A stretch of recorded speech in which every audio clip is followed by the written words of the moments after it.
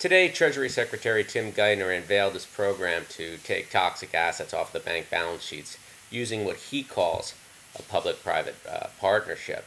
Although the details are not entirely clear at this point, the outlines of the plan are to have investors or hedge funds borrow up to 95% of the purchase price of the assets that are taken off of the bank's balance sheet using non-recourse loans from the U.S. government or the Federal Reserve or the FDIC, in essence, the taxpayer.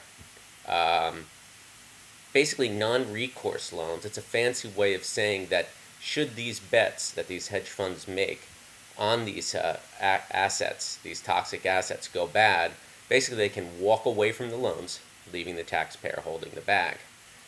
Somehow, the Treasury Secretary Geithner rationalizes that hedge funds are so committed to properly pricing assets that even if they have a one-way bet, i.e., the assets go up, they win, they make a lot of money, the assets go down, they walk away from the loans, leaving the taxpayer with the bag. Geithner rationalizes that the hedge funds are so committed to properly pricing the assets that even in this scenario, they're going to assign a fair price to the assets. Well, there's one potentially huge problem with this scenario, and that is these investment vehicles are called hedge funds for a reason, i.e., they make bets on both sides of the market, trying to profit whether the market goes up or down.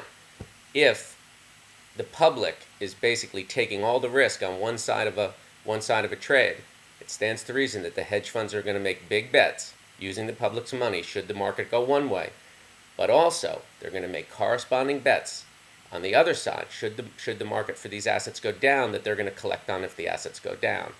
So once again, we're setting up a situation where the public gets minimal upside, putting up almost all the money if the market goes one way, and the public gets left holding the bag completely should the assets lose value.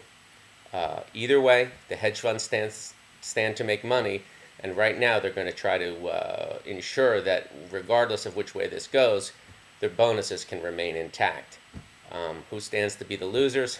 The U.S. taxpayer, which once again isn't very surprising.